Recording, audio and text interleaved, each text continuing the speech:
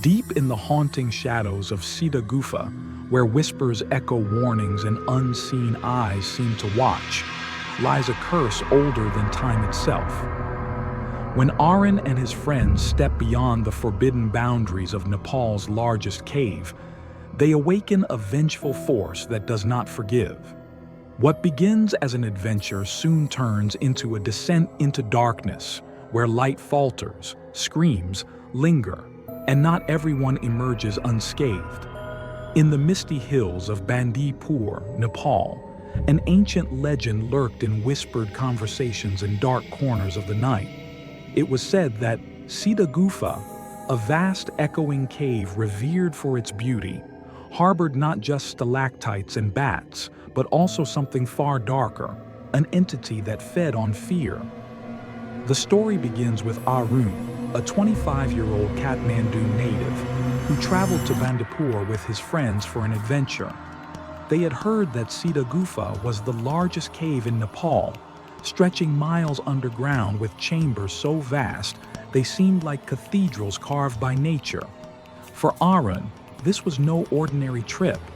His mother, who had grown up in Bandipur, had often warned him about the cave. She spoke of its cursed history, a tale of a tantric who had disappeared into its depths centuries ago, leaving behind only his haunting whispers. "You must promise me," she had pleaded with Arun before his departure, "never to go beyond the third chamber." Arun had laughed it off. Stories of curses and whispers didn't scare him. They only fueled his curiosity.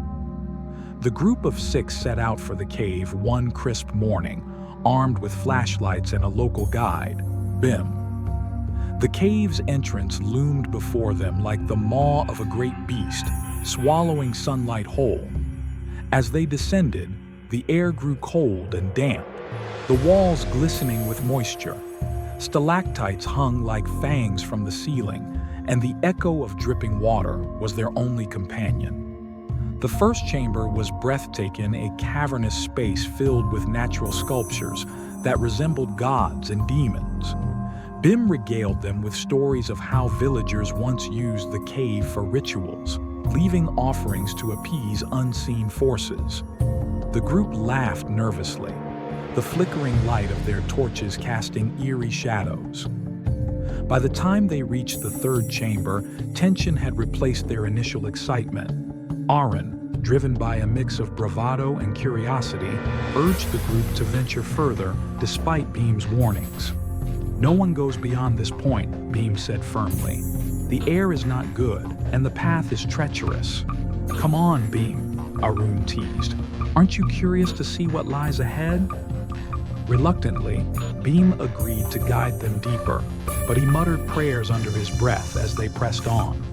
The fourth chamber was darker and narrower, the walls closing in like a constricting throat. It was here that they found something unusual. A small altar carved into the rock, with remnants of burnt offerings, ashes, bones, and an old rusted dagger. The air grew heavy, as if the cave itself was breathing. Arun's flashlight flickered, then died. The others quickly switched on their torches, but the darkness seemed to absorb the light, making it feeble. That's when they heard it, a low guttural whisper that seemed to come from everywhere and nowhere. "Leave." The word was barely audible, carried by the cave's cold breath. The group froze. Bim's face turned ashen and he shouted, "We must go back now." But Arun was transfixed. He stepped closer to the altar, drawn by an invisible force. As he reached out to touch the rusted dagger, a piercing scream echoed through the chamber. It wasn't one of theirs. It was something inhuman, a sound that tore through their very souls. The torches went out all at once, plunging them into total darkness. Panic set in as they fumbled to relight them, but the matches wouldn't catch, and the darkness felt alive, pressing against their skin. Arun felt something cold and wet brush past him, and the whispers grew louder, repeating the same word, "Leave, leave, leave." In the chaos, Beam grabbed Arun's arm and dragged him back toward the entrance. The group stumbled blindly, scraping against the jagged walls, the whispers growing fainter with each step. When they finally emerged into the sunlight, Arun collapsed, gasping for air. But something was wrong. He felt a weight in his chest, as if the cave's darkness had followed him. That night, Arun couldn't sleep. He heard whispers in his room, faint but unmistakable, echoing the same chilling command. His friends, too, reported nightmares of being trapped in an endless cavern, their screams swallowed by the dark. Over the following weeks, Arun's health deteriorated. He grew pale and withdrawn, plagued by visions of the altar and the entity that had screamed. Desperate, his mother took him to a local shaman who performed a ritual to cleanse him of the cave's curse. The shaman warned him never to return to Siddha Gufa, for the entity within was ancient and vengeful, feeding on those who dared disturb its slumber.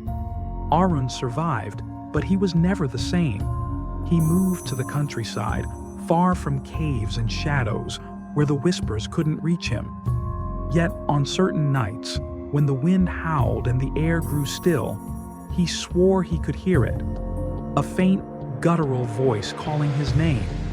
And so, the legend of Siddha Gufa lived on, a chilling reminder of the unknown horrors that lurk in the heart of Nepal's ancient hills.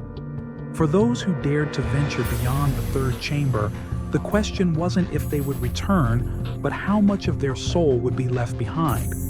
Some boundaries are not meant to be crossed, and some mysteries are better left undisturbed. Curiosity and bravado may lead to dangerous paths where respect for ancient warnings and humility in the face of the unknown are the only safeguards. Trust wisdom, for defiance can awaken forces beyond comprehension.